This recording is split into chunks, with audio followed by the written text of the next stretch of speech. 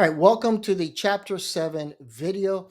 Chapter 7 is going to focus on the bankruptcy intake. We're going to start going over all the different parts of the intake. This is going to include, just dealing with the expenses and some of the basic information that's very important because every part of the intake is important. So that's what we're going to focus on now. So thank you for joining me as we discuss now. We're finally getting into the nitty gritty, right? We learned everything that we need to learn about bankruptcy, the bankruptcy code, but now we're starting to get into the intake. And of course, this is going to lead us into working on a bankruptcy petition. So we got to start off with the intake because the intake pretty much reveals everything you need to know. And there's a couple of points or sections I'm going to focus on these PowerPoint demonstrations because this will confirm what bankruptcy is being filed. Can bankruptcy be filed? All the issues that could present itself with the actual client intake. So we first got to start off with, remember this, the 730 day and 180 day rule, to make sure that the client can file. Now, I've said before, when I was in Miami, I didn't have an issue of anybody coming from anywhere else. It could have happened. If it did, if it's one case a year, I'm probably exaggerating. But then you move 400 miles north like I did to Jacksonville, Florida, and then all of a sudden, so close to Georgia, everybody is from somewhere else. Even, it's common from the Carolinas or Texas or even Alabama. On top of that, there was several military bases in Jacksonville. So some of these people were in the military, some of them already left the military, but decided to stay. And so became all these issues of, which law am I applying now? Am I applying the law from Georgia or am I applying state law? So remember, I went over that in the prior PowerPoint demonstration. So definitely look into that because that's going to determine what state law applies and when the client can file. Now, besides the residency issue, we got to focus right off the top too as to the debts. Is the debtor up to date on their mortgage and car payments? Because if they're not, then we're automatically starting to look at Chapter 13. And we'll get into Chapter 13 in details much later. But of course, Chapter 13 deals with the issue of trying to catch up with mortgage payments and arrears. So keep that in mind because if the debtor says, I'm 3 months behind, unless somehow they can bring that up to date in a hurry to focus in on Chapter 7, the reality is we're already looking at Chapter 13. Now, it's not just secure debt, but also credit card usage. I always ask those clients, you do any shopping lately? You go to a furniture store, buy a lot of furniture. You'd be surprised how many clients say, yeah, about a month ago, I spent $5,000, $6,000, $7,000, $10,000 on furniture. Well, we're back to Chapter 13 again. A trustee is not going to let you spend $10,000 on furniture and file for Chapter 7. That debt's going to have to be paid back. So it's important to ask those questions. I even ask, how much debt is owed? If a client tells me $80,000, I want to know, how do we get to $80,000? Is that all credit card debt? Or is there a foreclosure, car repossession, etc.? Because if it's just credit card debt, trust me, the trustee is likely to ask a lot of questions on that. And sometimes even the U.S. trustee gets involved just because the debt total is too high and they start thinking about potential fraud issues. Now, besides these issues, we also have to worry about income, right? Did they pass the means test? Because if they didn't, and sometimes you can just do a quick calculation to figure it out. Again, we're looking at Chapter 13. And we also have to look at income versus expenses. I've said before the example, just because your income is low, let's say it's $800 a month, that doesn't mean you automatically qualify for Chapter 7. Because if your total expenses are $50 a month, you have $750 left over. Chapter 7 is nowhere near the picture. Probably not Chapter 13 either. It's probably not worth it, but you have to ask those questions. Just like you have to confirm with the client up front about the assets, typically the car. Is the car paid off? Yes. Okay. How much is the car?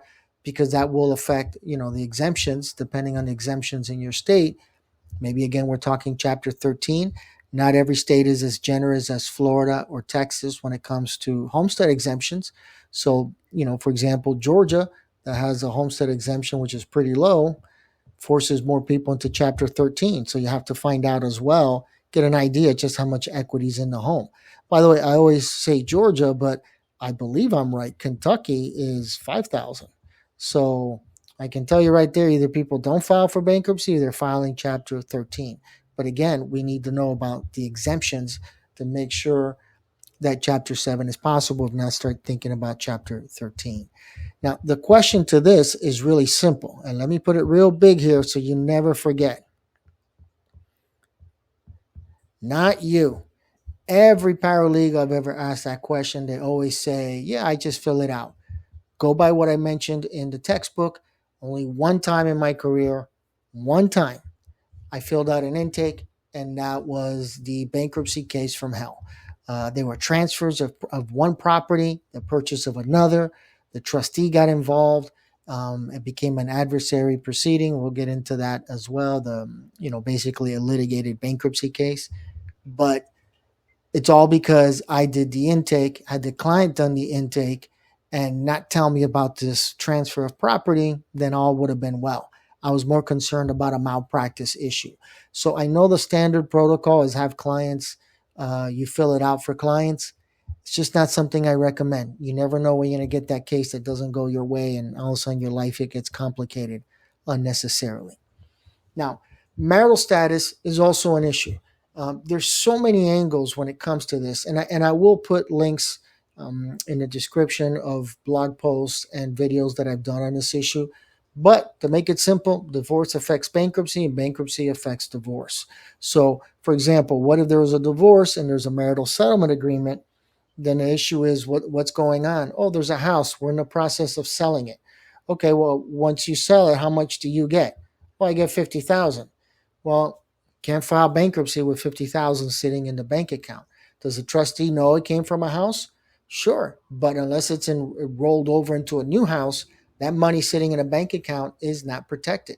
So if a client is in the divorce process or separated, you need to figure out these issues of if there's assets like a house, what are we going to do with it? That's why sometimes it's better for the clients to file together and then do the divorce later, or just depending on the situation. Sometimes it's the reverse, but it really depends on what the assets are and to what extent they are protected. I ask about widows because it's the same thing. If someone unfortunately is going through this and they're a widow, the question is there a life insurance policy? And if there is a life insurance policy, well, those funds are not protected as well. So, it could be to a certain extent, depending on the state, like always, but usually the answer is delay. I've gotten cases where I just say, okay, 10,000, that money can go by fairly quickly. Let's consider filing in 6 months, 10 months, a year. But, depending how that money is also used. I mean, if it's used for funeral expenses and there's no money left over, okay, that's fine. But again, kind of the same issue with the house. If it's just money sitting there, that's going to be a problem with a bankruptcy trustee. Now, this is important just because of the inconvenience factor. If you do the wrong social security number, and trust me, clients sometimes don't pick up on it. The problem is you just filed bankruptcy on the wrong person. And so that could affect your credit, and you can imagine how things get crazy in a hurry. So always double check and triple check the social security numbers, even for fraud issues. Just make sure everything is matching. The IDs should match. In the bankruptcy petition, you'll see there's a section with names, and you'll put like, okay, my name is Alex Hernandez, right? Just put Alex Hernandez here. But then it says also known as, okay, there's Alexander Hernandez, etc. And that's common, right? We all do that. If your name is David Bob Johnson, maybe you gotten credit under just David Johnson, So you have to put all those names there because the trustee will require it. And so the problem is sometimes you just go by the name on the intake, which is the short version, right? Just Alex Hernandez.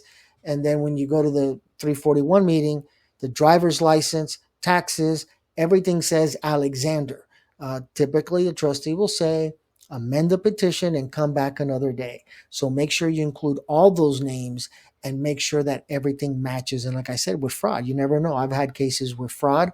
I've had 2 cases where a parent stole the identity of one of their children.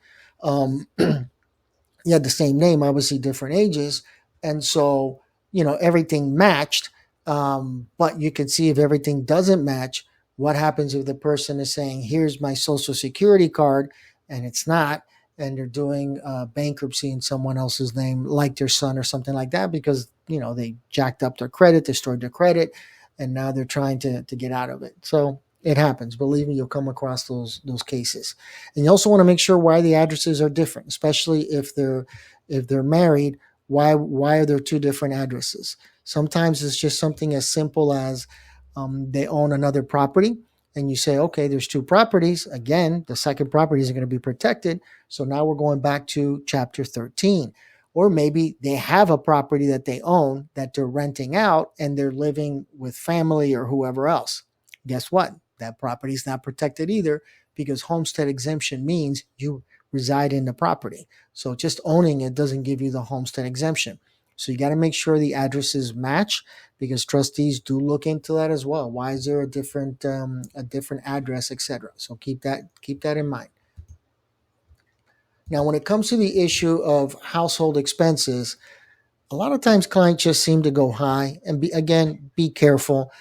Sometimes you see, $700 eating out, and I go into detail in a textbook about a couple that was spending an extraordinary amount of money traveling and eating out. But likewise, sometimes the entertainment expenses are too high. You got to be careful. What is the entertainment for? My golf addiction is about $500 a month at least. So I can't be playing golf if I'm filing for bankruptcy. So that's an issue. Always look at the expenses. Just like if they're too low is good as long as there's not money left over. But if there is money left over, go over the expenses again. There might be something wrong to increase those expenses so that schedules I and J do match up. The other issue is if there's family members residing in the property, that affects the expenses. Obviously, if there's 5 people living in a home versus 2, the expenses are going to be higher. But here's the issue. Not only are the expenses higher, but the other person might be getting a reimbursement. So if let's say I move in, or my brother moves in with me, let's say, and he's reimbursing me $500. Those $500 should be listed in the bankruptcy petition. Now, it should match. The expenses are more or less $500 more, and the rent is, that's coming in is $500. But if you don't list it, and I've said before, especially now in the era that everything is connected, I've had clients who have other people living at their home, and that's why I do ask now, anybody else who lives there? But I had a client who the trustee did find that out, and I think I already referenced that before.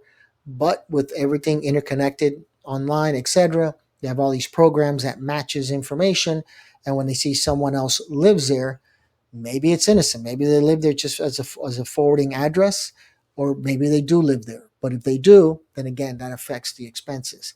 And here's one that definitely sneaks by a lot of people, and that is the issue with dependents. It's very common that people claim they have dependents. So, for example, their parents are older, and they say, well, my parents are older. I pick up the tab on this or that. I help them out financially. That's okay. But also make sure if it says dependents on their tax returns, because then the next question is, how much are you giving? Are they living with you? And chances are at that point, they're not so much considered a dependent anymore, based on the situation with the IRS. And then sometimes I just tell clients, you're going to have to amend your taxes. Just like I've had clients who are married, and yet they tell me that their taxes say single.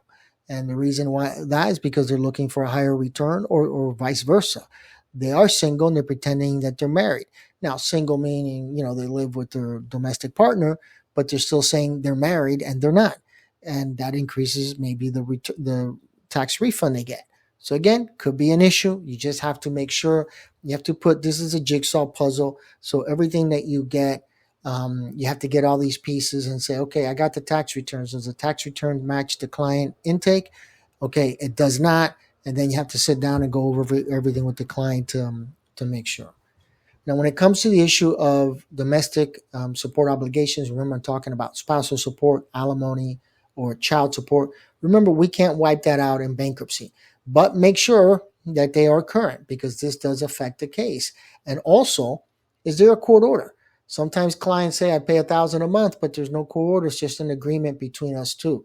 When that happens, I recommend you run the child support guidelines, because if the child support guidelines say that they should be paying $200 a month and they're paying $800 more, that's going to be an issue for the trustee, because the maximum the state says is pay $200. Why is he overpaying?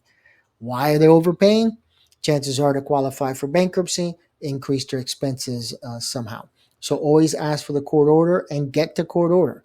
You should be able to access it online. If not, just tell the client to get it for you. And remember that the domestic support obligation, when it comes to income, we have 2 or 3 parts that we always have to worry about, right? But I mean, parts and not income, but what I'm trying to say is the way we have child support, and let me put it here so it makes more sense. This is income right here, Schedule I. So you have to make sure you're not repeating things. So if I have my child support obligation withdrawn from my paycheck, I'm not going to put it again on my expenses. Clients sometimes do that. They get the intake and they say, I'm paying $200 a month in child support. And then when I get to the intake part of expenses, they list it again, and now you list it twice. The problem with that is you've increased expenses by $200 that don't exist, and we're back to Chapter 13 territory. So make sure that that's not being repeated. If you see it on the paycheck, we stop there. Not everybody pays child support through their paycheck or spousal support. Sometimes they make payments directly. That's fine. Then you can put that in Schedule J. But if regardless of these issues of whether it's on Schedule I or J, it also gets added to the means test. That does help out a little bit. So, DSOs, we have to look at 3 different sections where this might apply. Now, finally, I want to talk about prior bankruptcies. You always have to ask that to clients. It should be on the intake, and you have to find out what happened before. Is this a repeat filer who keeps filing every 6 months? I say 6 months because that is a typical prejudice period. You could always shorten the prejudice period. That's typical in a Chapter 13 case. They fell behind on the payments. So the judge dismisses it. You go back to court and say, I got the money for the payments. Let me shorten the prejudice period so I can move forward. You can do it in a Chapter 7 case too, but typically it's something silly. They missed a court hearing and you just want to shorten the prejudice period so the case can go forward. But if it's someone who's filing every 6 or 7 months, you got a repeat filer. This is not going to be considered good faith. You might be looking into bad faith issues, and that could be an issue for the lawyer if that case gets filed. So always do. Most jurisdictions already have it that when you file, automatically it says, oh, this person filed here or there. But if that particular district doesn't have that automatic filing, you should probably make the extra step just to type in their social security number to see what pops up, to see if they've been filing in other places as well. Remember, you don't want to deal with bad faith filings and have the lawyer go before the judge on that issue. Okay, so that wraps it up for this part of the intake. We still got multiple parts of the intake to review. And then, of course, once we're done with the intake, we'll start focusing on issues of the petition.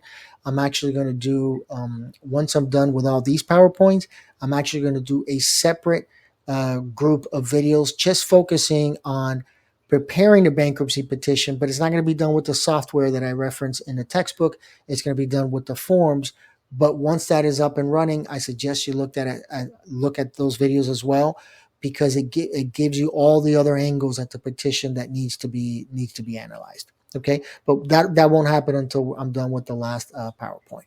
Now, thank you for joining me. As always, any questions or comments, feel free to post them in the comment section below, and I'll be more than happy to reply to you. All right. Good luck. I hope you enjoy the textbook, and I hope to hear you all get straight A's in your classes. Take care, everybody.